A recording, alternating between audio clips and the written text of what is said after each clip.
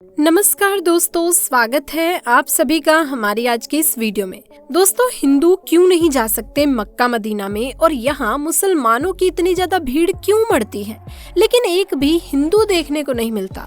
आखिर दोस्तों सच्चाई क्या है मक्का मदीना की? क्यों यहाँ किसी हिंदू को देखकर उसे बाहर से रवाना कर दिया जाता है? दोस्तों, आज हम मक्का मदीना और शंकर भगवान के बीच के कनेक्शन के बारे में आपको बताएंगे और ये भी बताएंगे कि क्या ये बात सच है, इसके पीछे कोई और राज छुपा है। मक्का मदीना में शिवलिंग कहाँ है? दोस्तों, दुनिया भर में रहने वाले मुस्लिम धर्म के नागरिकों के लिए मक्का मदीना एक पवित्र, ऐतिहासिक और सम्मानीय स्थान है। मक्का मदीना का इतिहास भी उतना ही खास है जितना ही धार्मिक स्थल। मक्का मदीना सऊदी अरब में स्थित है। इस्लाम के पहले प्रवर्तक पैगंबर मोहम्मद का जन्म यहीं पर हुआ था। इसके अतिरिक्त ये स्थान व्यापार का प्रमुख केंद्र रहा है। विश्व के सभी मुसलमान अपने जीवन में कम से कम एक बार मक्का मदीना की यात्रा जरूर करना चाहते हैं। मक्का मदीना की धार्मिक यात्रा पर जाने को दोस्तों हज कहा जाता है। तो अब सबसे पहले जानते हैं कि मक्का मदीना में शिवलिंग को पत्थर क्यों मारते हैं। दोस्तों, अब काफी लंबे समय से इस न्यूज को सुनते आ रहे होंगे कि मुस्लिम जिस काबा को अपनी सबसे पवित्र जगह मानते हैं उसके अंदर शिवलिंग मौजूद है। और तो और मुस्लिम जिस जगह पर शैतान को पत्थर मारते हैं वो जगह कोई और नहीं बल्कि शिवजी हैं, जिसे सऊदी अरब के लोगों ने कैद करके रखा है। और इन्हें लगता है कि अगर कोई हिंदू वहां जाकर उन पर पानी डालेगा तो वो आजाद हो जाएंगे। यही वजह है कि मक्का मदीना में हिंदुओं को नहीं जाने दिया जाता। अब इस दावे में दोस्तों कितनी सच्चाई है ये तो हम आपको बताएंगे ही। उससे पहले आपको ये जानना जरूरी है कि आखिर मक्का मदीना मुस्लिमों के लिए इतना ज्यादा खास क्यों है। तो दोस्तों, सऊदी अरब एक पूरा इस्लामिक देश है जहां पर इस्लाम धर्म को मान्यताएं दी जाती हैं। यहाँ पर पेट्रोलियम बहुत ही ज्यादा मात्रा में पाया जाता है, इसीलिए ये दुनिया भर के विकसित देशों में से एक है। सऊदी अरब की राजधानी रियाद है और यहाँ की करेंसी रियाल है। लेकिन यहाँ की राजधानी से भी ज्यादा प्रसिद्ध यहाँ के दो शहर, एक है मक्का और दूसरा है मदीना। ये दोनों ही शहर केवल सऊदी अरब में रहने वाले मुस्लिमों के लिए नहीं बल्कि दुनिया भर में रहने वाले मुसलमानों के लिए बहुत ही ज्यादा खास हैं। इसकी सबसे बड़ी वजह ये है कि यहाँ पर हर साल लाखों की संख्या में मुस्लिम आते हैं। दोस्तों, ये मुसलमानों के लिए तीर्थ स्थल की तरह है। हिंदुओं में ये मान्यता है कि 4 धाम की यात्रा कर लें तो इंसान के सारे पाप और सारे दुख दर्द मिट जाते हैं। ठीक उसी तरह इस्लाम धर्म में ऐसा माना जाता है कि मक्का मदीना जैसी पाक जगह के दर्शन करने के बाद इंसान खुदा के नेक बंदों में शामिल हो जाता है। इसलिए हर मुस्लिम की ये ख्वाहिश होती है कि वो मरने से पहले एक बार हज की यात्रा जरूर कर ले।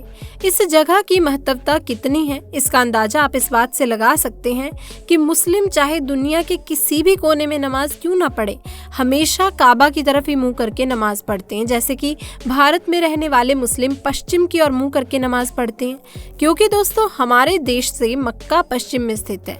मुस्लिम ये भी मानते हैं कि पश्चिम की तरफ मुंह करके झूठ बोलना गुनाह है। तो दोस्तों, आगे बढ़ते हुए अब हम जानते हैं कि मक्का मदीना का इतिहास क्या है।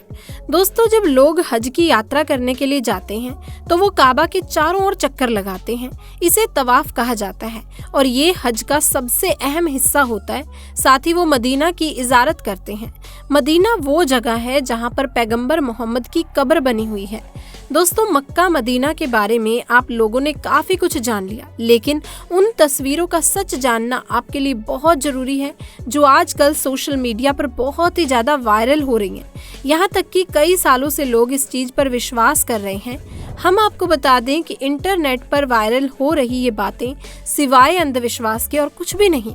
अगर आप दोस्तों सच्चे हिंदू हैं तो ये बात मानते हैं कि शिवजी की तीसरी आंख जब खुलती है तो परले आ जाती है, तो भला आप इस बात पर किस तरह यकीन कर सकते हैं कि कोई शिवजी को कैद करके रखेगा? और वैसे भी अगर आप किसी और धर्म के भी क्यों ना हो, लेकिन एक ईश्वर के घर पर दूसरे ईश्वर को कैद करने वाली बात सरासर गलत है। ऊपर से कहा जाता है कि मक्का मदीना में साधारण मनुष्य ने शिवजी को कैद किया है। मतलब ये तो वही बात हो गई कि लोगों ने कह दिया कि वो चांद को जमीन पर ले आएंगे तो आपने मान लिया कि हाँ उसने कहा है तो वो जरूर लाएगा। लेकिन दोस्तों, ऐसा संभव नहीं है। अरे दोस्तों, कुछ अपना भी तो दिमाग लगाइए। भला कोई स्वयं सबका विनाश करने वाले भगवान शंकर को कैसे कैद करके रख सकता है? अब कई लोग तो इस बात को नहीं मानते कि शिवजी को कैद करके रखा गया है, लेकिन ये जरूर मानते हैं कि मक्का मदीना में शिवलिंग है। तो हम इस बात पर भी पुष्टि कर दें कि ऐसा कुछ भी नहीं है।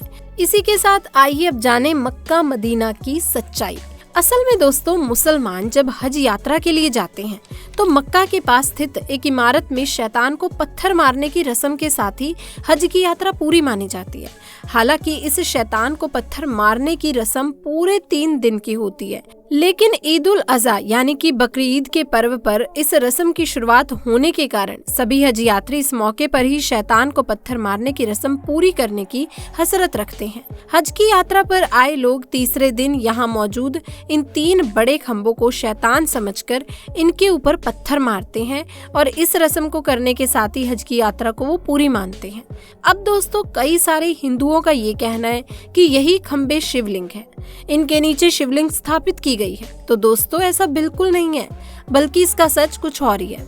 तो दोस्तों, जब अल्लाह ने हजरत इब्राहिम से कुर्बानी में उनकी सबसे पसंदीदा चीज मांगी तो हजरत इब्राहिम के लिए उनकी इकलौती औलाद से ज्यादा पसंदीदा और क्या चीज हो सकती थी, क्योंकि इनकी ये औलाद काफी बुढ़ापे में पैदा हुई थी और हजरत इब्राहिम उनसे बहुत ही प्यार करते थे। लेकिन अब अल्लाह का हुक्म था तो मानना तो पड़ेगा। इसीलिए हजरत इब्राहिम ने अपने बेटे की कुर्बानी देने का फैसला लिया। दोस्तों, हजरत इब्राहिम जब अपने बेटे को लेकर कुर्बानी देने जा रहे थे तभी रास्ते में एक शैतान मिला, जिसने हजरत इब्राहिम से कहा कि वो इस उम्र में अपने बेटे की कुर्बानी क्यों दे रहे हैं। अब तो उनका बेटा होना भी बहुत मुश्किल है, ऊपर से ये बेटा इतने सालों के बाद बुढ़ापे में पैदा हुआ है तो बुढ़ापे का सहारा बनेगा। अल्लाह के कहने पर हजरत इब्राहिम कैसे अपने जिगर के टुकड़े को कुर्बान कर सकते हैं। अब ये शैतान की सारी बातें सुनकर हजरत इब्राहिम भी सोच में पड़ गए और फिर इनका कुर्बानी देने का इरादा डगमगाने भी लगा। लेकिन दोस्तों, फिर इनको ख्याल आया कि नहीं, ये चीज गलत है, अल्लाह की फरमाइश सबसे पहले है। तब हजरत इब्राहिम कुर्बानी देने चले गए। हजरत इब्राहिम को लगा कि कुर्बानी देते समय कहीं वो भाव में न बह जाएं। यही वजह है कि कुर्बानी देते समय उन्होंने अपनी आंखों पर पट्टी बांध ली थी। लेकिन दोस्तों, भला खुदा कैसे किसी के साथ बुरा कर सकता है। वो तो बस हजरत इब्राहिम की परीक्षा ले रहा था, जिसमें हजरत इब्राहिम पूरी तरह से पास हो गए। इसीलिए खुदा ने हजरत इब्राहिम के बेटे की जगह कुर्बानी देने के लिए एक बकरे को खड़ा कर दिया और तभी से बकरीद के दिन बकरे की कुर्बानी देने की परंपरा चली आ रही है। दोस्तों, यही वजह है कि जब हज यात्री जानवर की कुर्बानी दे देते हैं तो ये उस शैतान को पत्थर मारने पहुंच जाते हैं जिसने हजरत इब्राहिम को भड़काने की कोशिश की थी, और इसी पत्थर मारने की रस्म के साथ ही खुदा से ही वादा भी करते हैं कि कोई भी शैतान कभी भी उन्हें बहका नहीं पाएगा। चाहे वो शैतान बाहर की दुनिया का हो या उनके मन में हो, वो हमेशा सच्चे दिल से खुदा की इबादत करेंगे। ऐसे में दोस्तों, वो कोई शिवलिंग नहीं है। जो 3 खम्बे हैं वो शैतान का प्रतीक हैं, जिस पर पत्थरों की बरसात करके लोग अपने अंदर के शैतान को मारने की कोशिश करते हैं। ऐसे में कई लोगों के मन में सवाल आता है कि अगर ऐसा कुछ नहीं है तो वहाँ पर हिंदुओं को क्यों नहीं जाने दिया जाता। दोस्तों, यहाँ पर सबसे पहली बात तो ये है कि सिर्फ हिंदुओं को नहीं, बल्कि किसी भी गैर मुस्लिम धर्म, फिर चाहे वो हिंदू हो, सिख हो, ईसाई हो, बौद्ध हो या कोई भी हो, अगर वो मुसलमान नहीं है तो उसे काबा के अंदर जाने नहीं दिया जाएगा, क्योंकि ऐसा माना जाता है कि अगर कोई मुसलमान नहीं है तो जाहिर सी बात है वो सच्चे दिल से अल्लाह पर विश्वास भी नहीं करता होगा, और जो सच्चे दिल से अल्लाह पर विश्वास नहीं करता उसे काबा के अंदर प्रवेश करने की इजाजत नहीं है। दोस्तों, यहाँ सिर्फ उन्हीं लोगों को अंदर आने दिया जाता है जो बिल्कुल पवित्र मन से अल्लाह को अपना मानते हैं। अब दोस्तों, आप इसी तरीके से इसे समझिए जैसे आपका घर है, कोई आपकी इज्जत ना करे तो क्या आप उसे अपने घर में आने की अनुमति देंगे?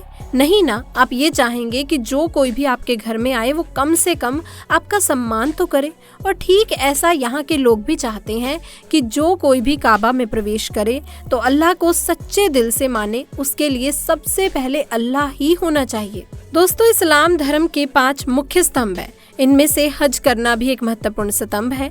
यही कारण है कि हर साल यहाँ पर 40 लाख से ज्यादा हज यात्री धू अल हिजाब के समय आते हैं। इस्लाम में वर्णन है कि मक्का की स्थापना नबी इस्माइल के वंश ने की थी। ये शहर इस्लाम का सबसे पवित्र शहर है। इसकी प्रमुख वजह यह है कि महान पैगंबर मोहम्मद का जन्म भी वर्ष 570 में यहीं पर हुआ था। तो अब दोस्तों, आपका मक्का मदीना के बारे में और यहाँ पर कोई अन्य धर्म के प्रवेश पर पाबंदी के लिए आप क्या कहना चाहेंगे? अपनी राय आप नीचे कमेंट सेक्शन में आके दोस्तों जरूर दीजिएगा। इसी के साथ अगर आपको हमारी वीडियो पसंद आई हो तो इस वीडियो को दोस्तों लाइक करें, अपने दोस्तों अहबाब के साथ ज़्यादा से ज़्यादा इस वीडियो को शेयर करें। और अगर आप हमारे चैनल पर पहली बार आए हैं तो ऐसी ही इंटरेस्टिंग वीडियोस को देखते रहने के लिए हमारे चैनल को सब्सक्राइब जरूर कर लीजिएगा। दोस्तों मुलाकात होगी और एक नई वीडियो के साथ, कुछ नई जानकारी के साथ। तब तक के लिए आप सभी का बहुत बहुत धन्यवाद।